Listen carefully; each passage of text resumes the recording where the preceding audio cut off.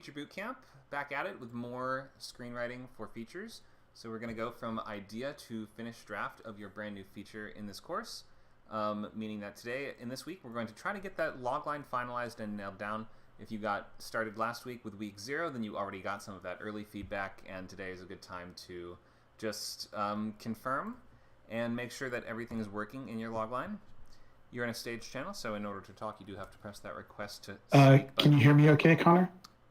Yes, I do hear you. Sorry, okay. I was I can hear you now. Wasn't I? Okay, here I am. Welcome back, everybody. Feature Bootcamp, week 1. We're in a stage channel, so you do have to click the raise hand button in order to speak. We are on Script Camp, which has plenty of classes like this. This is our feature course, which is our main, sort of most popular class, though we have TV Bootcamp and Novel Bootcamp as well, that both run once a week and take you all the way from idea to finished draft of a brand new pilot script or complete novel. These are all part of Skill Camp, which is a nonprofit that offers free and low-cost classes to help you learn to reach skills and reach your life goals. So as for me, I've been a pro rep screenwriter since 2017. I teach the boot camps in the weekly Writers Lab. We have lots of events every week where you can get feedback and extra eyes on your script in order to know what it is that you might need to revise or work on in order to improve and keep moving forward as a writer. We have script swaps twice a week. There's one Tuesday, one Friday. Tuesday 5 p.m., Friday 11 a.m.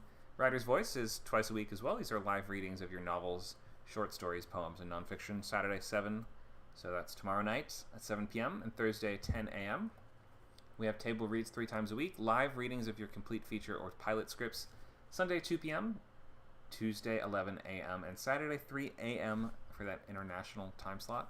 You can see all of the events that we have coming up here and a bunch of weekly recurring activities like Writers Labs. If you're a member, you can attend Writers Lab, for instance, and bring up to 5 pages of whatever you're working on for feedback, or ask whatever questions and topics you want to hear about that week. We have new stuff starting up on Codecamp. As you can see, accessibility and UI design, May 23rd, 7 a.m. on Codecamp. How to code a Discord bot, May 27th in the same time slot on Codecamp. And we have our first ever classes on video editing starting this weekend, April 14th, 5 p.m. on Film Camp, video editing with Premiere and Resolve. So definitely check that one out. Lots of brand new stuff being added all the time. We have another set of brand new classes here. Romance novel. We've never done a full romance class before. This will be taught by our great event hosts, Becky and Megan. And on the 14th, so this is in 2 days, we will have writing adaptations from 12 to 2 on our novel server, which is called WordCamp. First week of TV Pilot Bootcamp starts on April 14th as well, so that's 2 events on that same day, April 14th. We also have Novel Bootcamp, the introductory session to our new Novel Bootcamp course, April 20th, and Intro to Video Editing will be April 20th.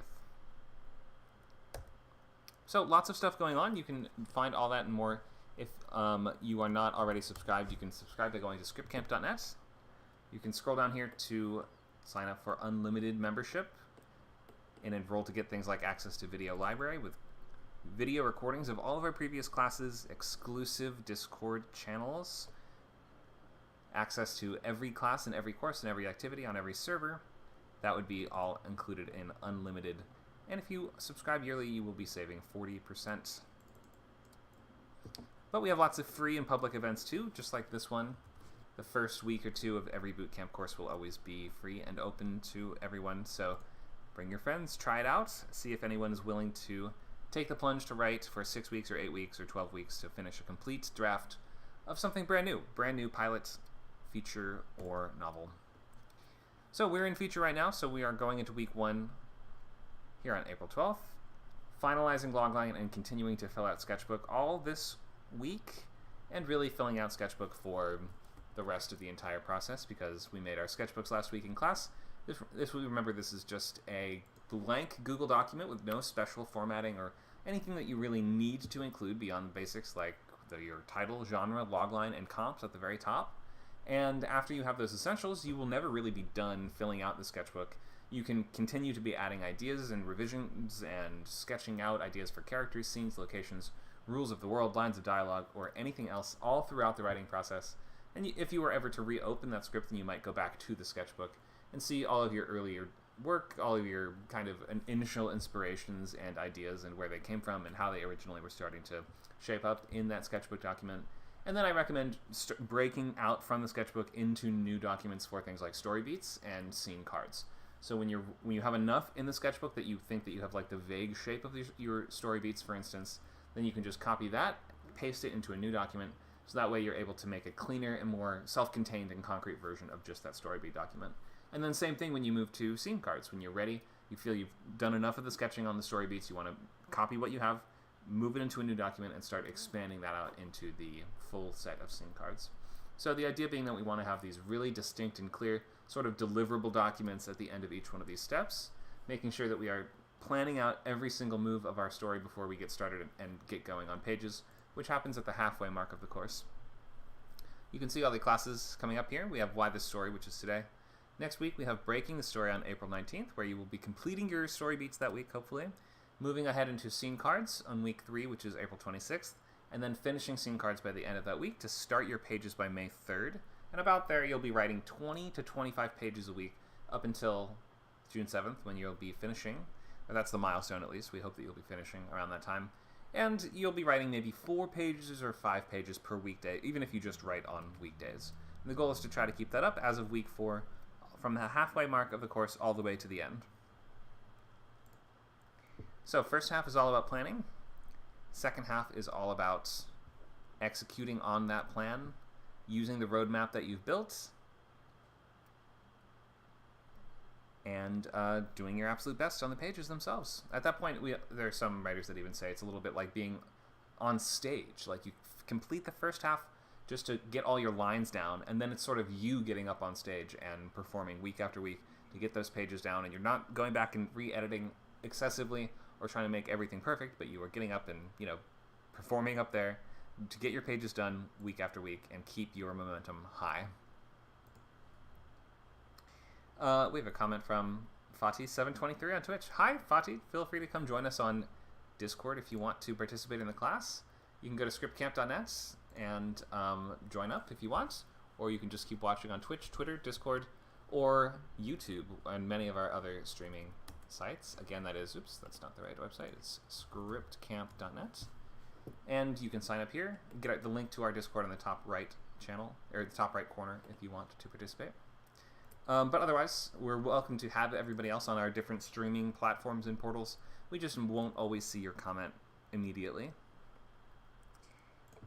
Okay, any questions before we begin? Feel free to raise a hand by clicking that hand raise icon, and you can speak aloud on the mic, or you can type your question into the chat by mousing over the classroom channel and click that small white word bubble that says Open Chat.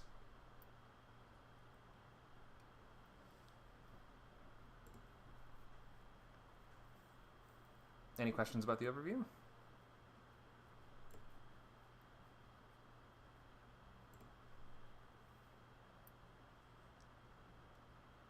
Okay, let's get going. So we're on week 1 today. We're going to look at covering a few of the basics that we did last week, but just sort of making sure that everyone is really solid on those and is moving towards the point where you can finalize your complete logline for your new feature. So we will recap on logline basics, and you will have a chance pretty early on, about 15 minutes, 20 minutes-ish from now, to share your logline, whether or not you got early feedback on it. But if you did, then hopefully you've been able to apply some of that and make some of those early changes in preparation for today's class. Okay, so we will go back over logline basics. You will share loglines and get feedback from me, and then the idea being that by the end of the class you will have had time to revise your logline, and you can run it by me one last time if you really want to by the end. You don't absolutely need to get the stamp of approval or whatever, but many just find it useful to get multiple checks and make sure that they're on the right track. We can go into some of the essentials on concept and just making sure that everyone's concept is working and executing their intention as best they can.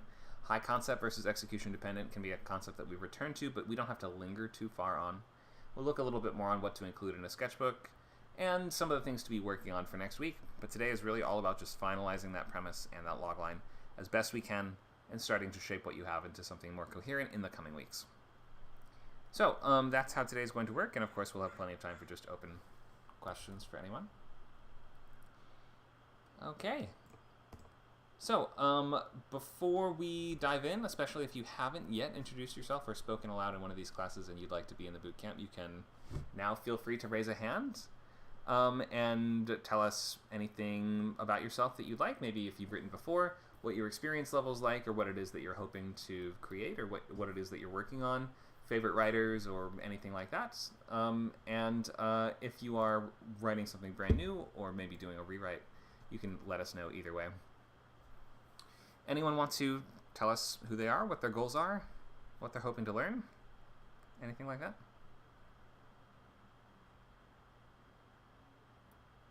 Luke, go ahead.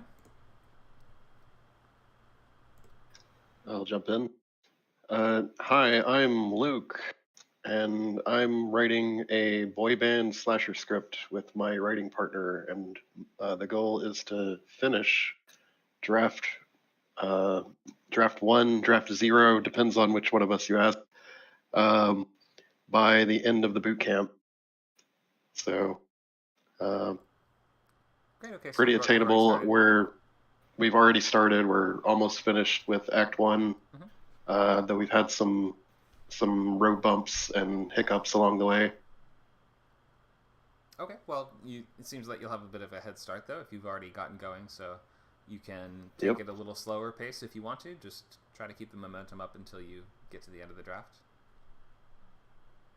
Any particular goals or things you wanted to focus on in this bootcamp?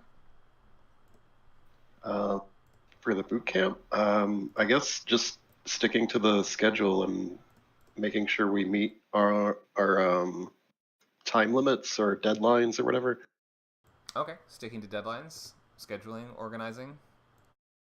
Yeah, I'm having to learn how to write with heavy noise pollution, which is a problem.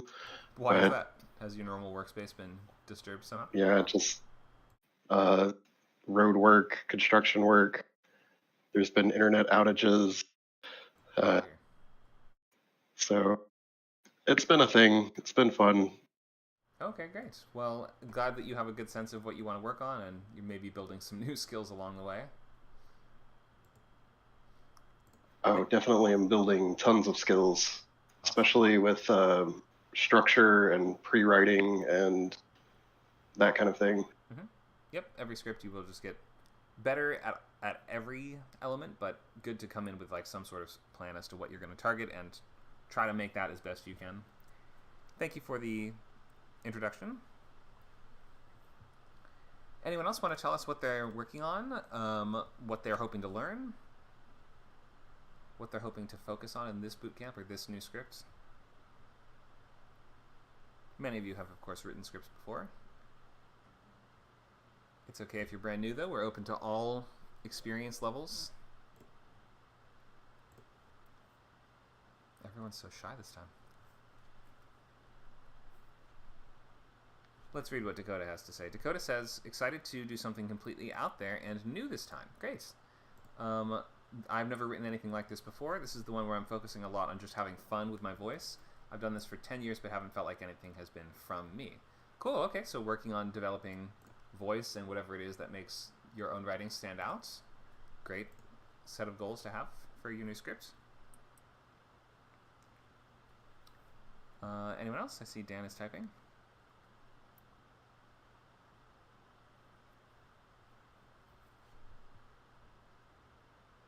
I'll let Dan finish, and I'm going to move ahead to the next line, and I'll check what his comment was in just a moment. So let's look at ground rules. These are just suggestions of what to focus on and be thinking about, and considerations when you're choosing which idea to work on. So first things first, ground rules don't really have to do with the idea, but they are just more general rules. One, get used to the idea of sharing work, even at the early stages with everybody. And two, after this course, if you're going to continue in the course past just the free week, then we do ask that you use your real name. We're not using screen names in the industry. We are using our real names, so we can change your nickname for you. For today, you can keep it whatever you want, but just if you are persisting past this week, then we will use real names. Let's try to avoid true stories, anthologies, or adaptations, although we do have an adaptation class in just 2 days. But this is going to be easiest to write something brand new or a major sort of page one rewrite version of something that you've been working on before. I don't really recommend, if you're newer at this, even bothering with rewrites too much. It's going to be easier, and you're going to learn more from just writing something brand new every time, rather than trying to go back and fix things that are already done. You want to probably not pick anything that's going to require extra work, research, or time to get every detail just right. Things like historicals or time travel. Just be careful with any devices that are sort of hard to keep track of on the page, like multiple copies of the same characters, intertwining timelines, or narratives like that. But just try something fun and weird. Something like Dakota said, just to sort of have fun with your voice and just try stuff. Just experiment. It's a great time to do that. Doesn't have to be a script that you get perfect or even any good at all. Really, you're trying to just keep yourself entertained and engaged for the 8 weeks that it takes to write it, and learning all you can and being willing and ready to move on from that into the next script.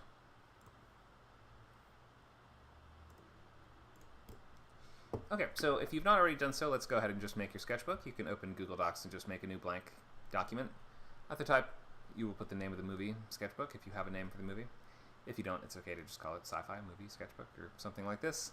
At the top, you're going to add your title, genre, logline, and comps, or at least spaces for those things if you do not know the answers to those things yet. Genre, try to narrow it down to just 2 genres. You don't want to have a mix of 9 different, an incomprehensible soup of 9 different genres. For logline, it's 1 single sentence that expresses what is the story about. We'll get more into loglines and trying to finalize those today. And last, the comps. Try to narrow it down to just 2 comps. At least one of them should be a movie, ideally. But the other one might be a Broadway play, a cartoon, a video game, or something else weird. It can be if you want it to be. Usually a movie or show will be best for the comps, though. Just say it's this meets that. One thing meets the other thing, not meets that, meets that, meets that, meets that. Just 2 comps at the most. But you can have a list of several if you're not sure which ones to settle on yet. Okay, so that's the basics of Sketchbook. Everything else, there's no rules. You have to fill out the sketchbook with all of your ideas, every little shred of influence, inspiration, and whatever else other sort of pre-writing you'll need to do in relation to that one idea. So fill that sketchbook up and never really stop working on it. I really recommend having it open even during class and to be continuing to add ideas, write down questions, filling out that space as much as possible whenever you're doing work on the script. And you don't want to have a bunch of these. You want to just keep that all in one same document as much as you can. Okay, let's check what Dan's updates were from that he was typing in the chat a moment ago. He says, I want to develop I have a desire to delve into the outlining process instead of pantsing no planning style. Okay, great. Structure, planning, organization. And he also says, I want to get better at knowing and figuring out comps. Cool. Yep, those are things a lot of people work on a lot. So week 1 is sketchbook and logline. Week 2 is going to be story beats. Week 3 will expand story beats into scene cards, which are the full paragraphs for every scene in the whole movie, alongside page numbers and names for those moments. And then week 4 through 8, we go to pages. Go to pages meaning we move from pre-writing into actually executing the scenes, writing dialogue, blocking the scenes, everything else. So that's just a look at the road ahead. So you have a few weeks to figure out everything that happens in the movie before you even need to download your screenwriting software and start writing interior, Roadhouse Day for your Roadhouse sequel. Let's look ahead. We are supporting rewrites as well in these courses, so if you're doing a rewrite, just remember you do have to get your own feedback. So this week, you have to get all the responses you can to your script and assemble them all of their thoughts into one coherent notes document. So that's your goal this week if you're a rewriter. But we are going in with the assumption most of you are indeed writing a brand new thing. I won't go too much into feedback and notes document at the moment, but I'll leave this up just for a moment to say this is just kind of a glance at what that would be. Look for that feedback that comes from those 2 different sources at least that agrees on the same points, and those are going to be the stuff that you'll pay the most attention to. Okay, let's not focus too much on rewrites though. Let's go into loglines because we want to really nail those loglines today and make sure everyone's ideas are working. So in about 5 minutes we will share those loglines. I'm going to go over the basics again, so don't post them just yet. But whether you have an updated one from last week or a brand new one, you can get feedback on that today. And if you're trying to decide between different ones, try to narrow it down to about 3 options. If you're trying to say, which one is the best, which one do you think I should go with, then just include 3 at the most. Okay, let's go back over the essentials of logline. This is the central conflict distilled down into just one single sentence. So we want to do a couple things, a bunch of things really. One, we want to say, who is this about? What are they trying to do? What's standing in the way? And why do we care? We want to clarify that sense of motivation, stakes, and urgency for the main character. We want an idea of the scope and scale of the movie. So, how long basically is this going to take place over the course of? Is there a ticking clock or some sort of sense of escalation in that logline? We want to have that kind of pressure cooker situation where your main character is going to be tested, trying to get the thing they want with some sort of ironic hook to the situation, ideally for a clean high concept. It doesn't really matter how a high concept or execution dependent your logline is, as long as it really feels like it has a clear genre to it, like you know what you're making and you know what the appeal is. So here's the basic template for this. It doesn't always have to follow exactly this, but these are the major questions that we will often ask about. We want to know what starts off the story. The inciting incident is also called the catalyst, and that's the one thing that gets your story moving. It's the first sort of domino to topple over the other dominoes in the chain. When your character runs away from home, when his house burns down, when he gets assigned to a new serial killer to investigate, when a supervillain blows up his house. Like, think of whatever it is that gets the story started, and everything else sort of stems from that. An adjective protagonist tells us who your main character is, usually kind of at the start of the story, and it might inform us and give us some kind of clue as to the unique tactics, limitations, or flaws that they might utilize or be hindered by. Must conflict before stakes. Must conflict is really telling us that's what they're doing in the meat and the sort of heart of the story, the middle of the story. This is basically telling us what is Act 2. They must blank. Tells us what goal they're actively pursuing, and we should also have some sense of like what are they trying to overcome or what's standing in the way of them doing that. And the last sort of blank to fill in is stakes before blank happens. So that's either before the worst case scenario is to occur in this situation, what would happen if the main character failed or did not act, or it could also include a ticking clock, which tells us like your main character has only 2 hours to clean up the house from the party before mom and dad, get back home, that kind of thing. So stakes or ticking clock are a great way to sort of finish off the logline and give us that full sense of what the scope and scale of the story are. Okay, that's logline essentials. I want to pause for any questions on that before we post and share. Any questions on logline basics?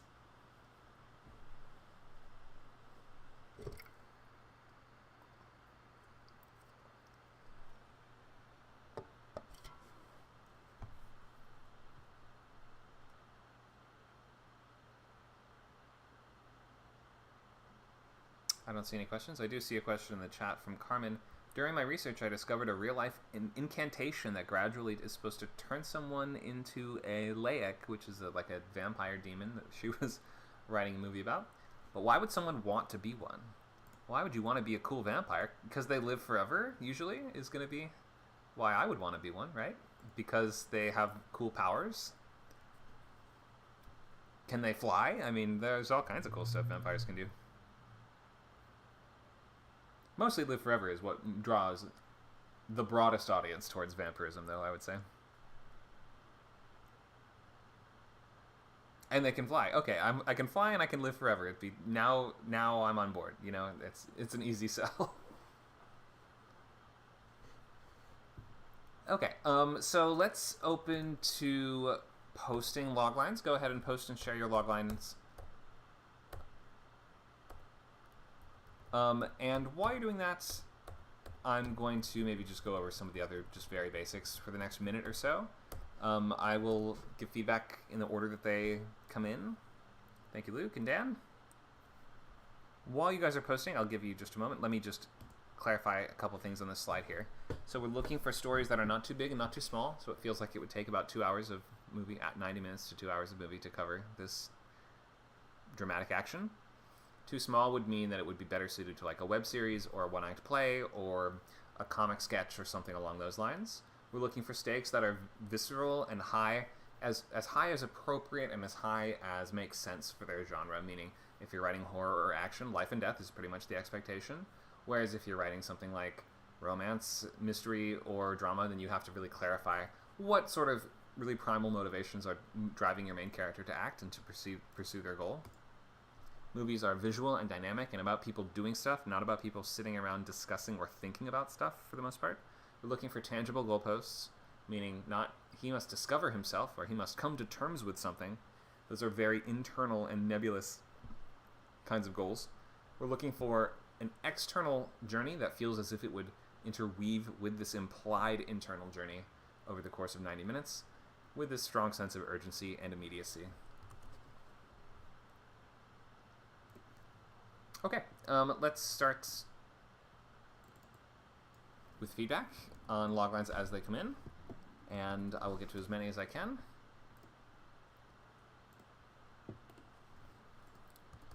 And I will need each writer that's sharing to answer questions about them on the mic. Okay, let's start with Dan, Pride Before.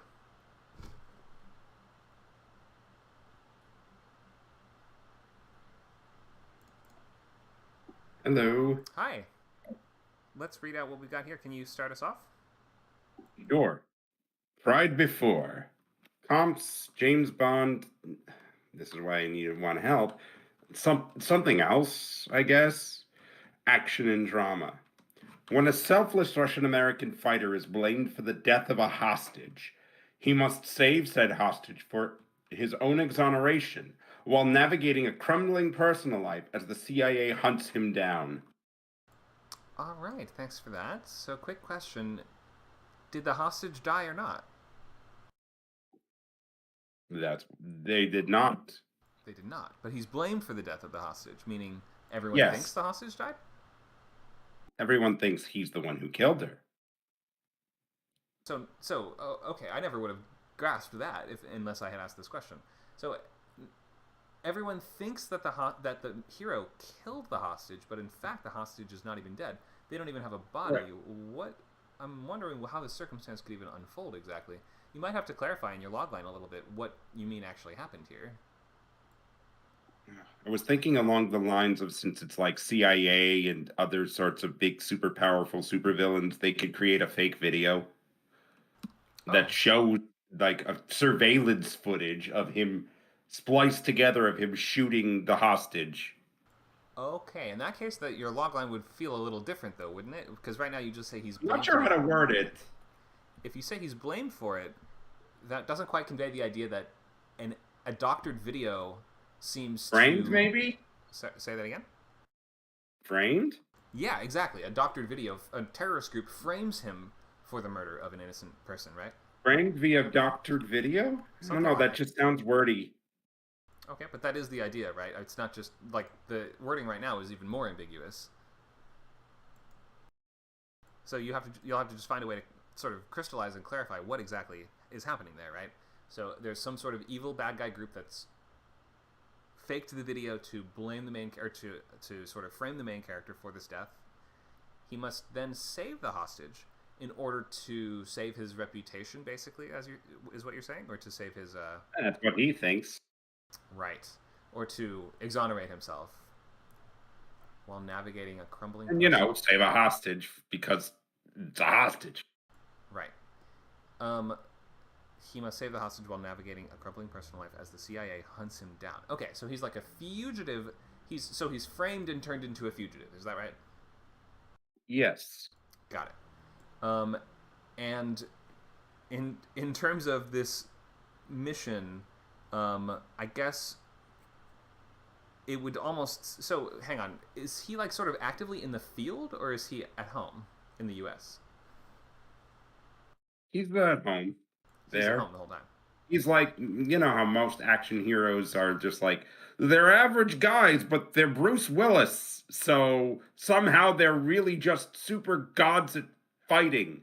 Or at least their or at least their stunt doubles are. Okay, but meaning that he lives like Ethan Hunt style, like with a wife and kids in the suburbs and stuff? Like he has a sort of normal family life? Yeah, he's got a sorta. Okay. I'm not sure how to word that, though. You don't need to necessarily include all of that. I'm just trying to grasp the story world right now. So he is at home, not in the field, while he is at home, the video is released, and that sort of sends his life into a spiral, I guess you're saying, because this video becomes public? Well, he's got a regular home life, but he goes out and does this sort of almost vigilante style heroing. Vigilante style. Wait, what? I don't know. I don't know how to word this. You know how please tell me I'm making sense. Well, but James Bond's not a vigilante. He works for the government. Right. Well, okay, maybe. Well, this is kind of like. Well, it's kind of like he's fighting supervillains and stuff. But Supervillains. Oh, I wouldn't have gotten that at all. So you didn't include I'm really bad anything at that this. sounded. I'm sorry. That's okay. So yeah, I would if we're in a superhero world, that's a different story. I would try to layer that into the logline a little bit, like, especially I don't even know what a Russian American fighter is. Is a fighter a soldier, or is a fighter a superhero, or a boxer? I wanted to just say action hero, but that feels a little too on the nose. But action hero is not really a real thing, right? That's just Yeah, an exactly. archetype of movie character. Whereas an action hero could be many different things, like a firefighter or a special forces soldier or a sniper or a commando or anything else, right? Right. Okay, so you might have to just get a little more specific as to who your main character is and who does he work for. All right, I guess I could do that. Cool. So another good comp for you might be something like True Lies is like a movie about an Arnold Schwarzenegger action hero that, you know, has the home life that he's trying to balance with his, you know, blowing up stuff life as well. So that's a very big, famous movie. True Eyes? True Lies, yeah. Have you seen that one? No, and Google didn't know. Oh, Lies. Lies, yes. True Lies. That I know of. Okay, cool. Well, that might be a good comp for you as well. So, the basics of hero gets blamed for doing bad, or framed for doing bad thing, and now needs to save victim of said framed bad thing in order to exonerate themselves. Totally, you're in good territory. I mean, we've seen that in terms of the Fugitive might be another good comp for you, something like that. There's a lot of stories that we've seen like this in the past. Born is another maybe example you could use, like Born Identity kind of thing. But I think because the specifics were not really nailed down, it was hard to envision some of the things in this logline. For instance, is he in the field or is he at home? What is a fighter and what is his actual role, right? Is it the sort of thing where he needs to sort of redeploy back into the field in order to sort of start a new? Because, like, are you saying he's sort of leaving? Yes, I'm saying that he. Go ahead. I guess I'm saying that he maybe used to be like a cop or something until something in his life made him just become more of a shut-in, but he still goes out and does vigilante, just does good things because he doesn't like seeing people suffer. And for some reason, somebody out there doesn't like that he's doing that. I don't think anyone should like that he's doing that. No one should have to be doing that. Yeah, nobody likes that he's saving people. Oh, he's saving people. Okay, but nobody should be taking the law into hurting them. He is the hero. Okay, but so are we in superhero world or are we in action movie world? Action movie more so. Action movie more so. We are, okay. Because in there's like world, there's like spy villains are like sometimes really weird. But in action movie worlds, the main characters are usually not vigilantes that we. Yeah, they're normal people. Right, or maybe not normal exactly, but they work for government agencies and political factions and things like that, right? Yes, but it's kind of hard to work for that when he's being framed by them as well. That happens all the time in this kind of movie. Ethan Hunt has been framed like 9 times. He quits the agency in like every other movie. So I wouldn't worry about that. I would just kind of nail down some of the specifics of who does your main character work for, what does he actually do, what is his role, and that should help you kind of clarify a little bit different parts of this logline that were kind of nebulous and hard for me to grasp. All right. Okay, so keep working on that. We can check back by the end of class today if you want to get one more opinion on it. Sure. Cool. Any questions? At the moment, not really. Okay, keep at it. You will find the exact right way to phrase all of this, I'm sure. Thanks, Dan. Let's go with Luke.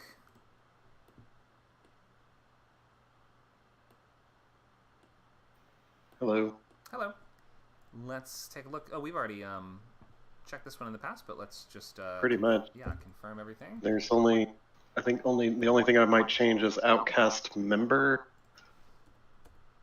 Okay. Just go ahead and read the whole thing. Abducted and forced into a superfan's dungeon of deadly games, an outcast member must reunite the boy band he fractured to survive. An outcast members does sound a little strange there, doesn't it? You mean like... Yeah, I don't like it. Outcast... I was almost going to say boy, but you don't call them just Right. boys. I mean, I kind of do in the script, but I don't want to do that in the logline. Professional boy. An outcast performer? No, that sounds weird too. I'm not sure what the word actually would be. Somebody that knows more about this kind of band should weigh in. But yeah, that was the only thing I tipped over a tiny bit. Must reunite the boy band he fractured to survive. That sounds good. It's a nice way that you've linked the backstory and motivation into the sentence. And I get all the rest. I just haven't seen Together, and I do not know what that is, so you've lost me there, but that's neither here nor there. Okay. Well, options for boy band movies are kind of limited. Yeah, for sure. So, Understood. and it's not animated, it's not turning red, so... For your gory horror. Okay, so this the logline you've clearly worked on over several weeks, and it's quite refined and working well. Did you have any questions or concerns about any of this? Not really. I think I'm probably going to change outcast member. Just not quite sure how to describe the main character. Like a brooding... I don't know. Maybe just something like a brooding outcast would kind of convey the idea. Brooding outcast. A brooding outcast must reunite the boy band he fractured to survive. I think that works, actually. Yeah, I think it could work. All right. Well, I'll make a note of that one. The rest of this is working quite well. Yep. Well, thank you. Yep. Thanks, Luke. Keep it up, and that's Charlie working on that as well. Is she here? I don't think so. Don't think so. Okay. Let's move on to Bum Feature from, is this Jaime?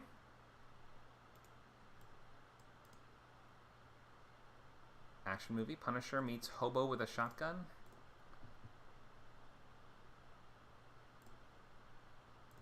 Hi, can you hear us? Your mic is muted on Discord. You might need to check. Can you hear me? Yes, I hear you now. Hello. Hello, Connor. So, welcome back. Can you read out what you've got here for us today? Yeah, so the title is Bum, format, feature, genre, action. Comps, The Punisher meets hobo with a shotgun. Logline, when a sex trafficking organization kidnaps vulnerable women and girls in the Skid Row area of downtown Los Angeles, a near-homeless combat veteran decides to hunt down the traffickers and rescue the victims. Okay, thanks for sharing that.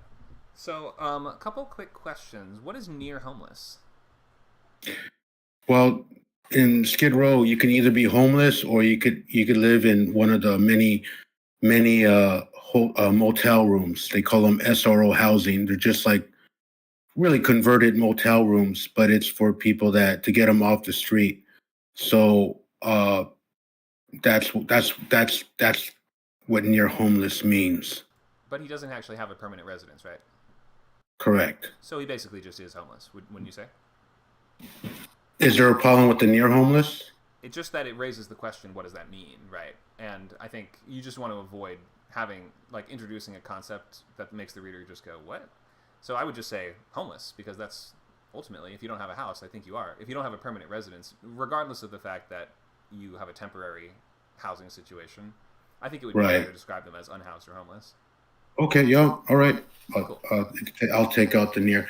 So this is I wrote this out as you were speaking, Connor. So I've been playing with this idea for some time, and I've been to a couple of these, like week 0, week 1, and you mentioned about just doing something that's doesn't require a whole lot of research, and also is just out there just to get my writing chops in, and so that's what I'm going to do with this story. It's just an idea I've had in my head, so I just wrote this out while you were talking. So it's just my first attempt at this log line and comps or whatever. So okay, great. Yeah, no, I largely get the movie. I mean, the comps make sense. I get the basics of the story. You might just want to ask a couple questions as you continue to refine this. So, question number 1, you say he kidnaps vulnerable women and girls, but is there any kind of connection between the victims and the main character? Because if it's I'm still up. Again, I just wrote this out, but yeah, he has to develop some kind of relationship with maybe one of the young girls, or a single mom and her daughter, or something like that. I just don't have that down yet. Okay, yeah. So I'll just I understand that this is not finished, so you'll need to do some more thinking on a lot of aspects of this. But I'm just going to give you a couple areas. Yeah, Leon, the professional, he had to develop that relationship with Matilda, or Taken. Liam Neeson already had that established relationship with his daughter, of course. Yeah. There has to be some kind of connection. I understand that. Right. So if you can, once you think of that, you can highlight that in the logline a little bit more. So you don't need to use as many words on explaining, especially because most readers and things like this are in Los Angeles. We know what Skid Row is, so you can actually just say, in Skid Row, we know what you mean. Okay. Save a bunch of words there. All right. A combat veteran. So yeah, we want to know his connection, and then just kind of a word to watch out for is this term "decides to," because that kind of implies that there's not really a super clear inherent connection between what's going on. So you'll want to say something like, really clarify what's motivating him and where that urgency is coming from. And I think you're sort of saying in something like Taken, isn't it kind of like we need to rescue them before they get sold to a buyer somewhere, then we're going to lose track of them. So there's that ticking clock kind of built in. So if you have something like that can be like, you have only 1 week, you have only 3 days, you have only 1 day, whatever it is that can maybe just help us clarify the scope and scale of the story. Yeah. Okay. Cool. So that's the basics. I know if you just came up with this, you are still deciding or thinking about a lot of those things, but that would be where I would start. So connection between main character and the victims, motivation of why does he decide to spring into action, and that will help us just understand the character a little more. Okay. Cool. Any questions on this one? No questions. Thank you. Great. Thank you for this. Very straightforward, simple story. That would be, you made the right choices in terms of things that won't take a ton of research. It'll be relatively straightforward, but great to just flex your muscles and just work on fundamentals. Right. Okay. Thank you for sharing. Okay, great. Let's do our next one. Dakota. Harker. 2 different log lines here. Are you trying to decide between these 2? Yeah, I'm leaning more towards the second one, just because it feels better, is clearer. But yeah. Okay, why don't you read out what you have? Sure. So working title is Harker. So the comps is Carnival of Souls and Last Night in Soho. It is a horror feature, which is something I've never done before, so that'll be interesting. So first log line that I have is, when his family is hunted by Dracula, Jonathan Harker joins forces with the Wolfman to uncover the vampire's vengeful plans against him. And then number 2 is, when he experiences lucid nightmares of his time in Transylvania, Jonathan Harker joins forces with the Wolfman to prevent Dracula's vendetta against him. All right, thanks for this. So, is this like a prequel or a sequel to Dracula? This is a sequel to Dracula? Is that right? A sequel to Bram Stoker's novel? Yes. A straight up sequel. Okay. It has been done before. You're not the first to do such things, but that's okay. Right. So, looking at these 2 log lines, are you trying to figure out how to focus the story, or are you just trying to figure out the specific sort of phrasing or help me understand why you have the 2 log lines here? Just the phrasing. Just because I know that that nightmares are like a big part of it. I've already started outlining already. So I just wanted to kind of solidify this a bit more, which is why I'm leaning more towards the second one, because it actually mentions that more. So yeah, mostly just figuring out language at this point. Okay, so let's look at some things like cause and effect, which I think are really important to look at here. So I'll just kind of start with logline 1, then look at logline 2. So logline 1, when his family's hunted by Dracula, did we not kill Dracula at the end of Dracula, or did Dracula get away? Help me remember. So it depends on how you look at it, honestly. So in some cases he dies, in other versions he does not. I'm saying he is dead with an asterisk. Oh, okay. So you might want to kind of clarify by like when Dracula reemerges from death and begins hunting his family again, or something like that, right? Just so we kind of understand like where we are in the timeline. Mm-hmm. So when Dracula dredges himself up from his grave, or maybe when somebody clones Dracula, or Dracula gets wished into existence on a kid's birthday, whatever it is that makes him come back would probably be your inciting incident. Not so much his family being... I mean, I understand that also would draw him into this. Jonathan Harker being... He wasn't the lawyer, was he? That was... He was the solicitor. He's the main character. He's the first one that we kind of are with in the novel. He's kind of the main character, really. Is this the one that was played by Keanu Reeves in the movie? Yes. It is. Okay. Yes. So he is Keanu Reeves. He goes to Transylvania to settle the accounts, accounts, I guess. Real estate. Real estate. Okay. And in the process, his whole family gets messed up, and his fiance gets killed, I believe, and and all kinds of terrible things happen to him. But now he's moved on from the events of the story, and now Dracula's reemerged. Is that right? Yes. Okay. And Dracula's coming specifically for him and his family. Yes. Got it. Yes. So when Dracula returns and begins hunting down his family, Jonathan Harker joins forces with the Wolfman to uncover the vampire's vengeful plans against him. Isn't the vampire trying to kill him and his family? Isn't that his vengeful plan? What do we have to uncover? Well, a lot of it is vendetta. So that's kind of why the second one is a little bit better, because there's also Van Helsing, and there's also a bunch of other people that were also involved in Transylvania that also got away. So it's more so the vendetta bit that is the ticking clock. It's like, oh, it's not just me he's after. It's after everybody else that was involved in, his original demise too. I see. Right. But we don't really have to uncover that. Like, that's pretty clear why he wants revenge, right? Aren't these the people that took him down? Like, there's no mystery there, is there? No, not really. Okay. So maybe... that's kind of why that's why the language is weird. Okay. So I think that we need the Wolfman to do a little more than just figure out, why is Dracula trying to kill me? We know why Dracula is trying to kill me. So in that case, you might want to frame it a little bit more like we must join forces with the Wolfman in order to do a daring raid on Dracula's castle and kill him, or to do, be more specific about what do we actually need to do with the Wolfman and how will he help us. Logline 2, when he experiences lucid nightmares of his time in Transylvania, Jonathan Harker joins forces with the Wolfman to prevent Dracula's vendetta against him. Those events don't connect.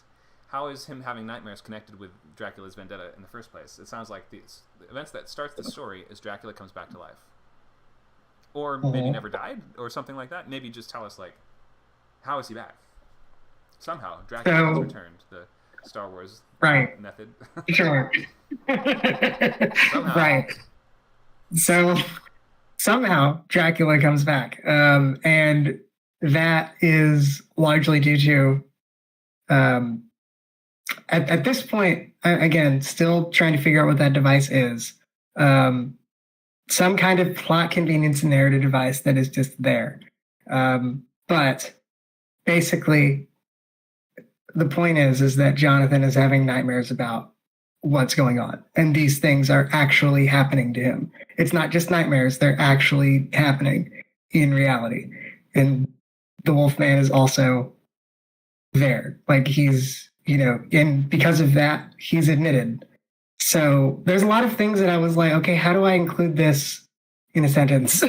So that's why I'm having issues with this. Loglines are difficult for me. Yeah, so let's take it just one step at a time. When Dracula reemerges now, and that coincides with, I guess you're saying he's having visions or lucid nightmares of what happened to him, which are sort of omens of Dracula's return. Yes. Okay, got it. Now that his family members are getting picked off or eaten or turned against him, I imagine, probably is what draws him into the story. Now he needs the help of the Wolfman and others from his previous adventure, so he needs to get the gang back together? Yep. Okay. So it's a little like Van Helsing, like that movie, where basically, needs to get the wolf. The only thing that can kill a vampire is a wolfman, apparently, I guess. Apparently, in that world. So yeah, I would. So if this is like a team building type of story, then you probably want to start it off with something like, when Dracula returns from his grave and begins targeting Jonathan Harker's family members, he must unite the previous members of the vampire hunting party as well as the new guy, the Wolfman, who will help them do a daring raid on Dracula's castle or whatever it is that they have to actually specifically do. So try to find that sense of trajectory and direction for the characters. I mean, the idea is cool. The idea this could basically be called Dracula's Return or Dracula Returns, right? Right. And that's awesome. I mean, that's just simple. So simple. Yeah. Like, of course we do a sequel to Dracula. It just makes sense. Or you could just, calling it just Harker is cool as well. It does sort of have that kind of prequel vibe, if you call it that, just because we've seen so much of like the Kenobi sort of thing at this point, right? Right. But that aside, that's really neither here nor there. So just to try to get that order of events correct, Dracula comes back, starts attacking Harker's family, and now in order to stop and kill Dracula, I guess is the goal, right? Yeah. Okay, in order to kill Dracula, we need to get the gang of hunters back together. So we need to get Van Helsing and the gang back together. And then you need to, in addition to that, tell us, why does the Wolfman need to be here? Do we really need the Wolfman if we have Van Helsing, the greatest vampire slayer in the world? I mean, it depends if you actually want to kill Dracula or not. Because it didn't work last time. So, with Van Helsing. Okay, yeah, so maybe Van Helsing ain't. We don't even need him because he messed up, clearly, his last gig, he didn't even deliver. Also, Van Helsing is old. Like, really old by the end of the book. Okay. How long is this later in the timeline? How long later? So, how much later is it? It's about 5 to 7 years. Got it. Okay. So sometimes something like that is even useful to include if you can fold that into the logline. Something like 5 years after his harrowing ordeal in Transylvania, blank and blank and blank and blank happens. So the basics are here. I want to know why we need the Wolfman, and I want to get that sense of getting the gang back together, and make sure that you have that inciting instinct clarified at the beginning. Okay. Cool. Sounds good. Any questions? Nope. Great. Thanks for sharing. Thanks. Okay. Looks like we have. I'll just check the chat and make sure we get to all these questions I see. From Jennifer, she says, I signed up for the basic course and having trouble accessing the calendar in Discord. Is there a guide or help forum somewhere? So in order to find the Discord, you can go to our website, scriptcamp.net. And in the top right, you'll see a button right here that just says login with the Discord logo on it. There it is. And if you click that, it should bring you right to our Discord server. You will need to log in or sign up for Discord if you've not already done that, though. Hope that helps.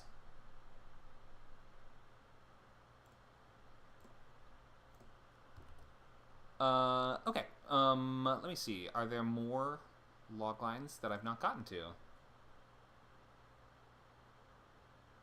And thank you, Nacho. So yeah, if you join using our Discord link, make sure to just join our classroom channel. And in the chat, you can find a link to all the upcoming events. In the top left-hand corner of Discord, you can see the 82 events tab, which you can see all the stuff coming up. Okay, we have a full hour left. I just want to make sure that I got to all. I think I might have gotten all the log lines. Did I miss anyone?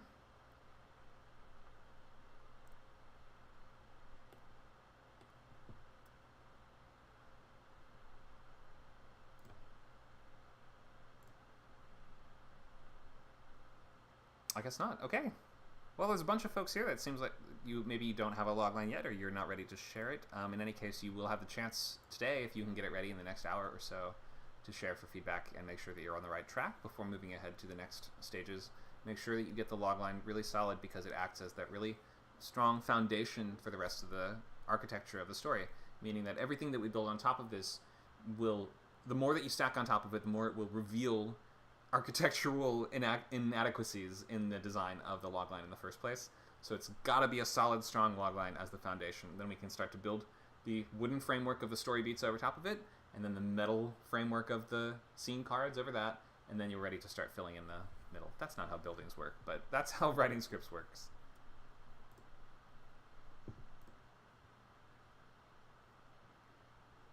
Okay, so if there's no other loglines to give feedback on, I hope everybody is on the right track or feels that they have enough that they can start really filling out their sketchbooks as much as possible. Start adding things to them, questions, ideas that will help shape your story. Looks like I'm displaying wrong tab. 1 second. Here we go.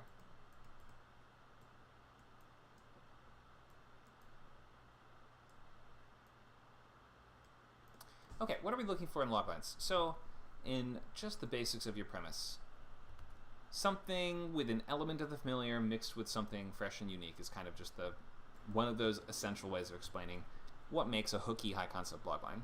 Something we basically get, it's this in the world of that. You know, we've seen movies about commandos and army guys before, but have we ever seen one with commandos and army guys in the bottom of the ocean before? Okay, that sounds cool. I would love to see a deep ocean action movie kind of thing. The logline should make it clear the story has an audience. Movies can only happen once in one specific way, and often cover the most pivotal and important moments in the protagonist's life.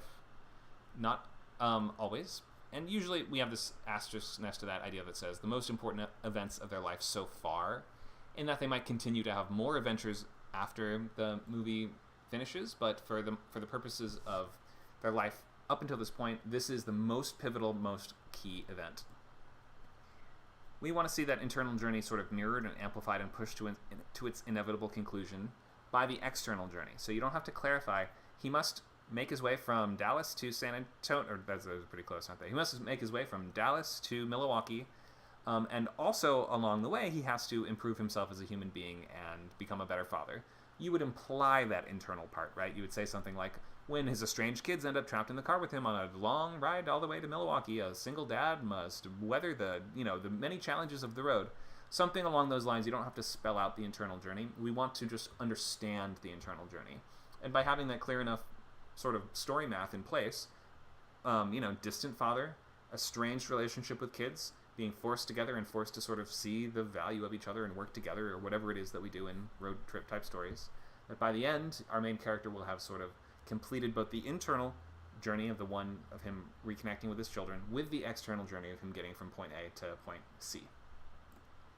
So you don't need to spell out all the internal theme stuff. You don't need to say this is a poignant journey that will touch your heart.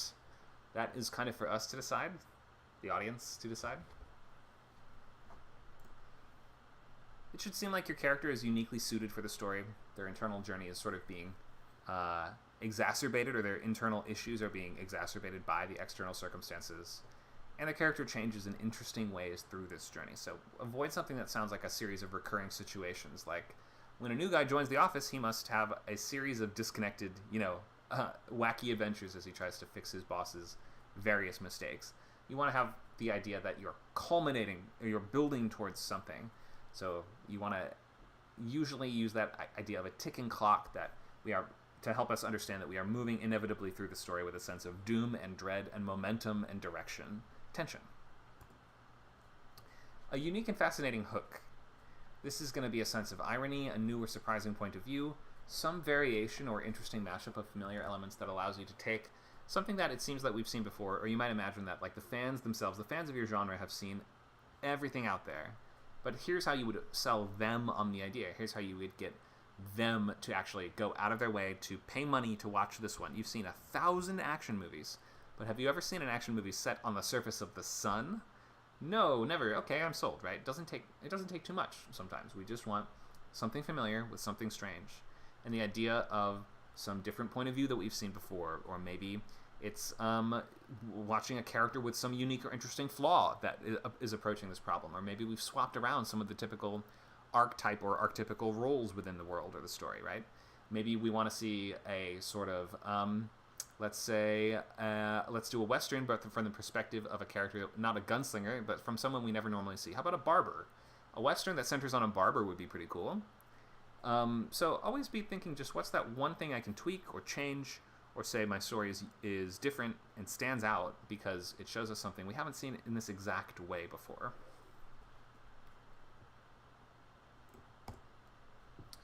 We have some loglines of mine that I don't really want to go too into right now. Comps we touched on. We're going to be trying to narrow this down to just 2 comps. This meets that. This movie meets that movie, but it could also be a TV show, video game, or Broadway, whatever you want. As long as it's known by the reader. You don't earn points for picking comps the reader does not know. You only lose points for that. If they have to go look it up, they've just gotten a little annoyed, so we want to pick stuff that people will know. These are used all the time. All the time. Managers really love comps because it helps us set the direction and the sort of temperature and the specific tone that you're going for in terms of the script. So it tells us if you pick something comedic, we might imagine, okay, this is going to be a comedic story. If you pick 2 very serious and dramatic things, we will understand the tone to be, we're always going to understand the tone to be some combination of the things that you've given us, right? So by picking 2 things that contrast, you're saying that it's somewhere in the middle, or taking one element from this and transposing it into the world of the other thing.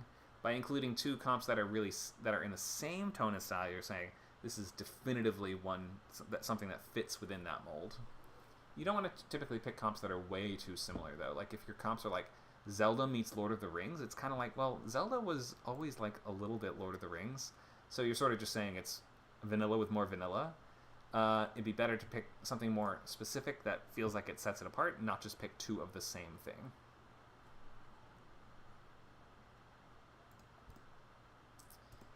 Okay, so I already gave feedback on everybody's loglines. I could give more feedback on fictional loglines or loglines from examples that I think that we have gotten most of the basics by now. We've gone a little bit over how to fill out a sketchbook, snippets of dialogue, research, photos, YouTube videos, drawings, links, ideas for characters, notes, sketches, and ideas. Everything else, there's nothing that does not go in a sketchbook, really. Premise is what we've been talking about. It's that core driving force behind why everything is happening on screen.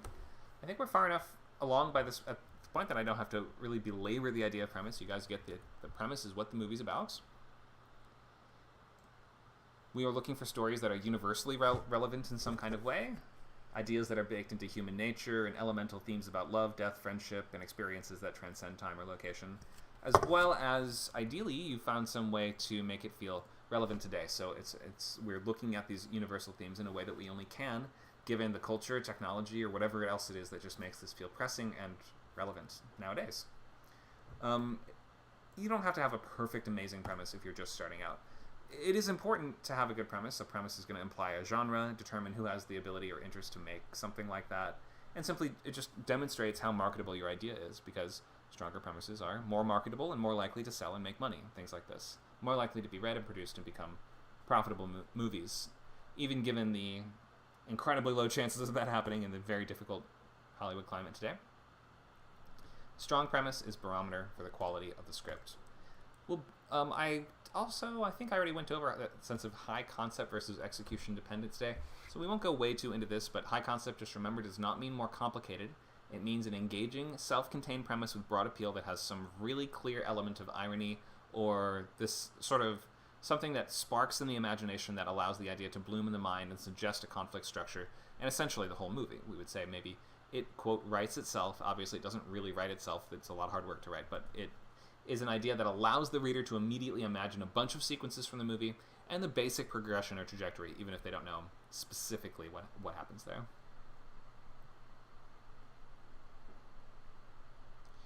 Okay, so we have a question. Out of curiosity, what would the loglines be for something like Master and Commander or Kingdom of Heaven? Both are massively epic in scale, so I'm curious as to how that's trimmed into a sentence. Well, I don't really remember Kingdom of Heaven at all, but Master and Commander I've seen lots of times. And the nice thing is that it's not absolutely massive in scale. It's about a ship commander who's hunting down another ship, right? That's the scope of the movie. So it centers on that personal vendetta and rivalry between this ship and that ship. It's not covering a whole war. And while the movie itself is sort of episodic in that the villain is not just the members of that enemy ship, it's sort of all the dangers and things that can go wrong at sea is like the, quote, antagonist of the movie. It's essentially a man versus nature type story. So we might say something like a headstrong and arrogant, like when we'd have to figure out the inciting incident first, though, wouldn't we? Which is something like when they're quarry eludes them, or when they're, with the ship they're hunting escapes from them, something like that, an arrogant and headstrong commander must hunt down an enemy French vessel through, storms and island, what was it like, through the rocky waters and the many challenges of life at sea. Something like that, right? We would want to express, here's the main character, here's what he's trying to do, capture the enemy ship, what's standing in the way, everything that can go wrong on the ocean, and what's the urgency, and where's the sort of sense of motivation and pressure coming from? Well, the main character is this arrogant, headstrong kind of guy that can't let it go. So while every other character is trying to get the protagonist to give it up and stop, give up this crazy quest, he just won't do it. He's the one that drives his crew. It's a very protagonist-motivated sort of movie. But in terms of just those basics, ship captain, main character, is trying to catch enemy ship. What's in the way? The many challenges of sea life. What happens if he fails? Well, his crew and him will all die. There we go. So not too complicated. And what's it called? Kingdom of Heaven. Maybe you can do the same thing with and let me know just basics. Main character. What is he trying to do? What's in the way? What happens if he fails? Feel free to fill that in the chat and I can check back in a bit, but there's no story that cannot be beated out in just one single sentence in those essential terms. And what a great time to advertise the AI that I made, which is called Script Logline Helper. If you have a ChatGPT Pro account, you can find it on the GPT store. I made and trained this AI which can evaluate logline concepts and help you make a new one by asking you basic questions as to who is your main character, what are they trying to do, the basic stuff like that, and it will help you stitch your sentence together into the most readable and coherent possible thing, and then evaluate it using the critique portion as well. So that's just an option if you are interested in AI and using it in terms of writing tools. This is something I built and I'm really proud of and spent a long time on, so definitely check it out. Seamless plug. Okay, we're back.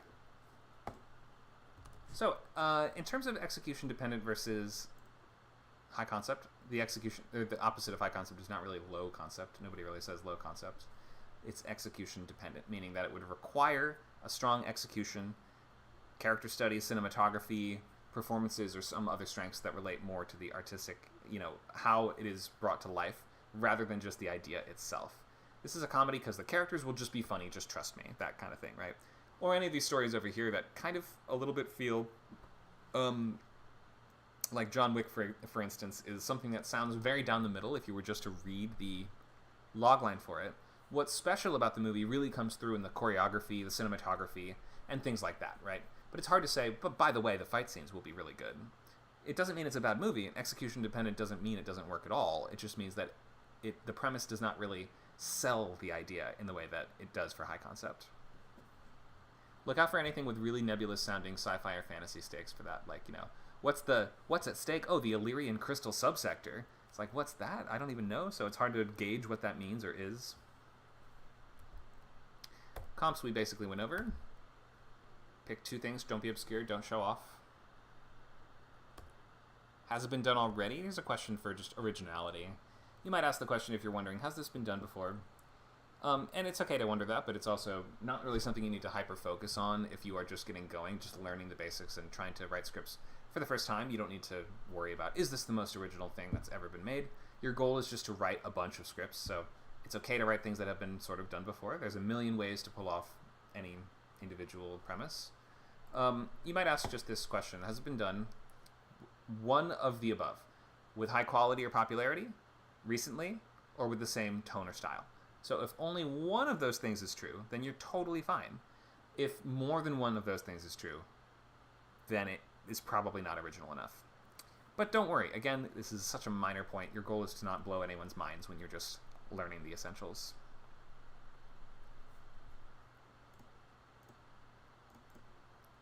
Titles, it will eventually become more important.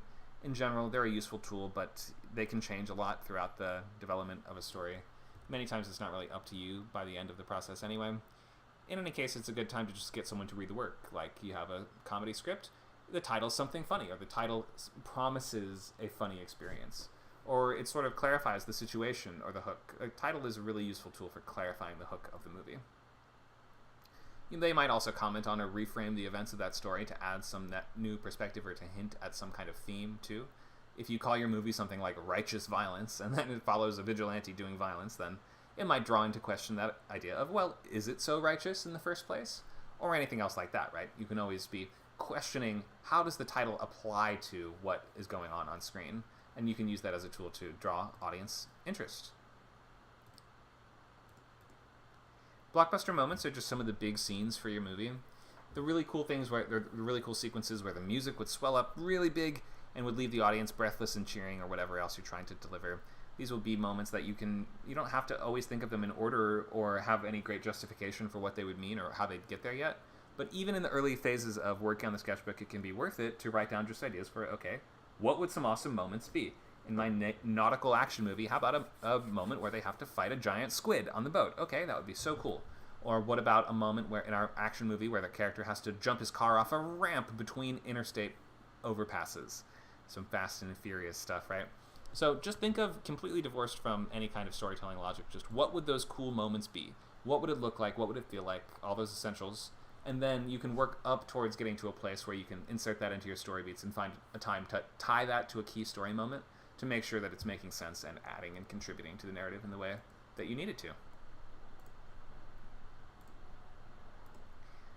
So, always great to start coming up with ideas for blockbuster moments as early as the sketchbook.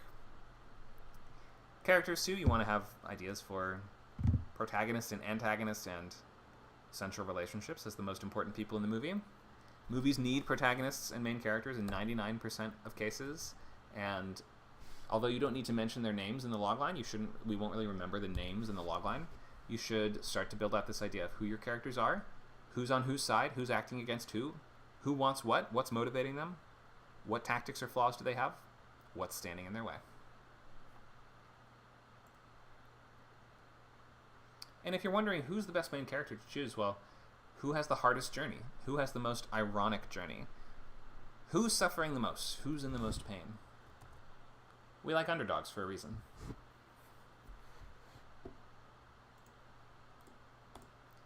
So, I will look at revised loglines or take any other questions.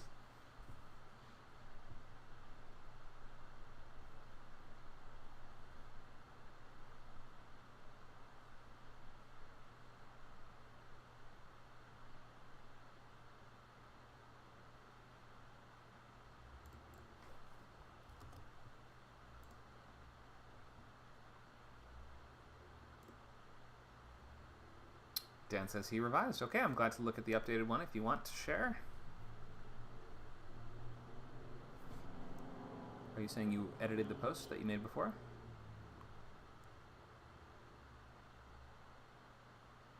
Maybe you can repost it in the chat.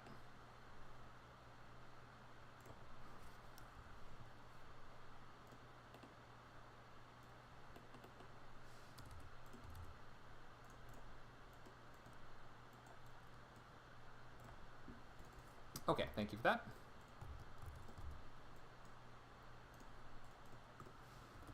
Okay, let's look at the new one. When a beloved Russian-American cop is framed for the death of a hostage via doctored video, cool, he must save said hostage while navigating a crumbling home life as the CIA and FBI hunt him down.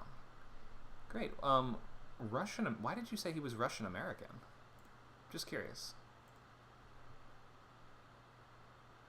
Does that have to do with the case in some way? Or does that was it a Russian hostage, or what? Does that link him to the events happening here? It's more the fact that there's a lot of, it has to do with the modern era people being very leery and fearful and hateful of Russia and anybody who is Russian. Okay. But does the case or the hostage or any of the events have to do with Russia, or no? The hostage, no, but the framing of him does. It does. What does that have to do with the framing of him? Like, they chose him because they're like, he's an evil Russian, so that way people will buy it? Yeah, we got to stir up more. We got to stir up more sentiment for hatred and war or something. CIA's weird. Wait, so the CIA did it? They're the ones that framed him? Yep. They are. And they framed him, now they're hunting him down as well? Yeah. Okay, why? Set an example. An example? What kind of example? to the public. Oh, okay. What example is being set? You don't have to know the answer. I'm just curious. Why are they doing this? Well, I'm not trying to explain it very well. Do you need more time to Let me see think if I about can it? try. Basically, Go ahead. we're dealing with a modern day era sort of story, very topical. There's tensions between America and Russia. Here's this guy giving who's giving the idea that all Russians are evil and we need to bomb them or something or other, a bad name. So let's frame him and ruin everything for him so he can say, see? But a cop? Why Now we need why to a police officer? see. Though? Now we need to give more money to Raytheon or whoever. I don't know. But cops don't really have much to do with international politics or warfare, right? No, but in a big city, it can raise enough awareness. You can make it a national topic about rogue cop or something. So the CIA is framing him as like a sort of a false flag. Maybe that's why I said, and that's why I said, and the FBI. Maybe the FBI is doing it instead, since they're the local pot stirrers. Okay, maybe just pick one or the other. I don't know. Do we need to have multiple Probably. organizations hunting your main character down? Yeah. It kind of sounds like they're not as powerful if we need multiple of them. I think you only really need one. Well, you send the mooks after the action hero. They never win one-on-one. Okay, fair enough. But I would think one organization would be enough to take down one guy. Fair enough. So the fact that he's a cop is a little confusing for me, especially because you're saying this actually has so much to do with international politics. It would sort of make sense if he was like a Well, I war was hero. trying to find out the kind of what are most of these hero type characters like?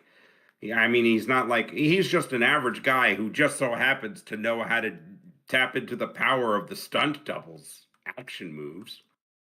Well, so if you want him to be just a completely normal guy, then that kind of cuts a lot of things off the table, like special forces soldier, I guess, right? You're saying he's not that? He's like, you want to deliberately say he's a little less competent than that? I'm not really sure how to explain. Wait, so is this a little while ago you mentioned this was a world with superheroes and supervillains. Is that still what you're doing here? Or No, there's no superheroes, but there are supervillains. It's like, oh yeah, you've got your villain. He's like somehow like James Bond somehow fights villains who make themselves out of metal or something. Oh wait, so there are superpowers in it, or there aren't? I don't know if there's superpowers, but I don't really know how to word it. That's okay. I'm just trying to establish some of the basics of the world and the. As am I. I should have thought about this more carefully before tonight.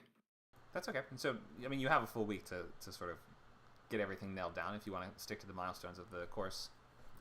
So, I would rethink the idea that he's a cop, or if he is a cop, then I think you need to kind of clarify why would he be targeted by people like the CIA, and what has this all got to do with the U.S. versus Russia? Just framing the context around the events here might be helpful. Well, that stuff doesn't have to do with his journey. That just has to do with villain motivation. Well, but if it's something like, with the U.S. and Russia on the brink of open war, like, is that how we're starting? That context would really inform why this story mattered and how it pertained to the main character, right? Probably add that. Let me count the words before I do something stupid by adding more.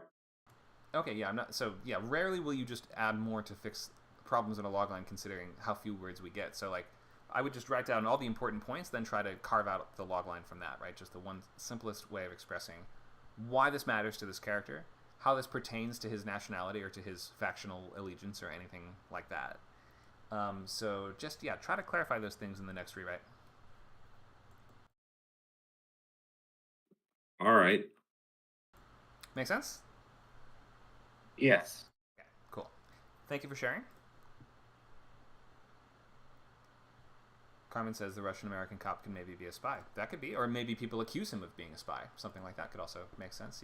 The KGB, or I guess not the KGB, what are they, FSB nowadays, have infiltrated the New York Police Department. Okay, I could see that sort of being a great way to connect things together if you wanted to go that route, but up to you.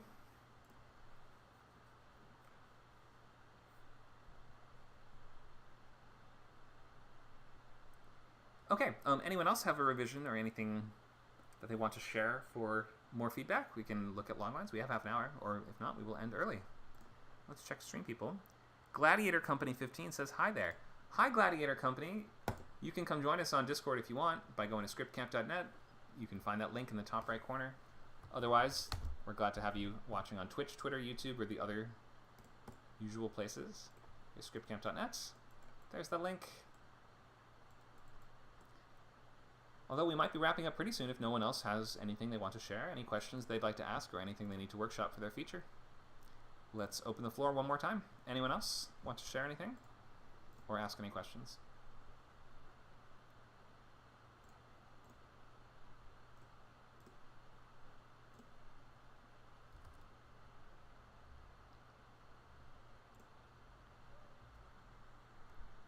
Feel free to either raise a hand or use the text chat.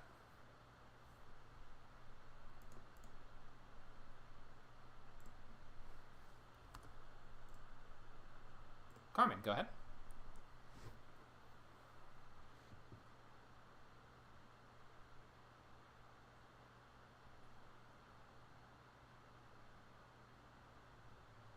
Hi, Carmen. Can you hear me okay? So we're not hearing your mic at the moment. Maybe try a different device, or maybe you're on push-to-talk mode.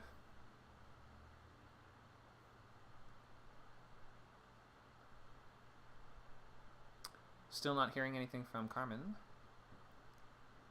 Maybe I'm the only one. Can anyone else hear her, or is it just me?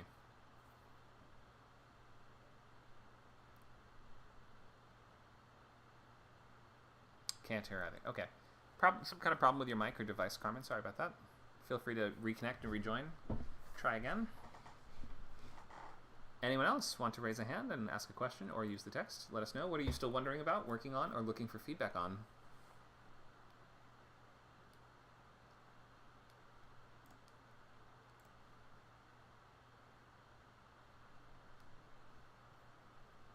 Looks like Carmen's back. Do you want to try again? She says tech problems. That's okay.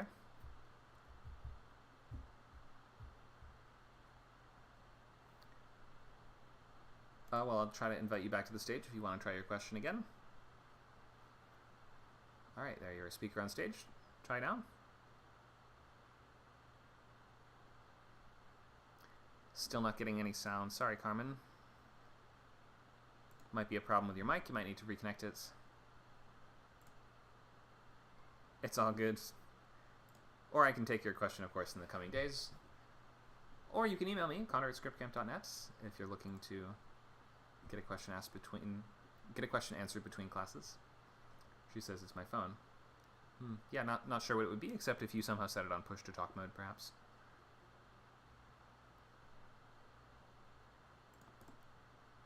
So I will just let everyone know. So for next week, we want to finalize your logline, fill out your sketchbook as much as you can. You can get extra help tomorrow in Writer's Lab if you're a member, or in the Loglines with Conor channel if you are a member too, which you can get feedback between bootcamp sessions. Tomorrow's lab is from 4 to 6 p.m. Pacific time, and you can bring up to 5 pages of anything you're working on for feedback as well. So for next time, finalize that logline. If you're working on a rewrite, get the feedback you want to use in one solid, consistent notes document. Using your logline as that guiding compass, fill out your sketchbook, come up with some great blockbuster moments. And lastly, and not optional, but you absolutely need to do this, read a professional script from the Blacklist, ideally related to your project. It doesn't have to be from Blacklist, it can be from anywhere, but you want to read a high-quality professional feature script from beginning to end and be ready to just answer, what did I read, what did I like, notice, and learn? I will ask every class, what have we read this week? You must be reading to write features. Okay, if you still need to enroll, you can get the course on its own at scriptcamp.net/classes. Otherwise, you can start your membership at scriptcamp.net's main page and sign up here for unlimited membership or yearly subscription for 40% off.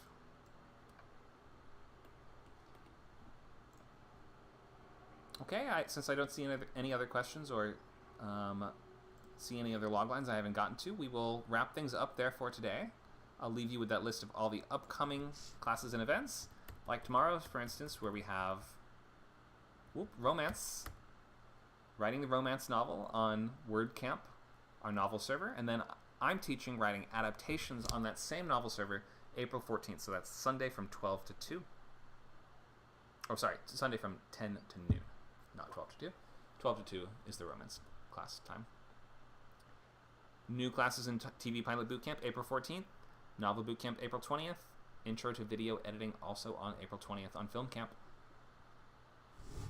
Plenty of stuff to try out and join. We've got events happening almost every single day of the week, so we're so glad that you guys have joined us for this new bootcamp session, and we'll look forward to seeing you in your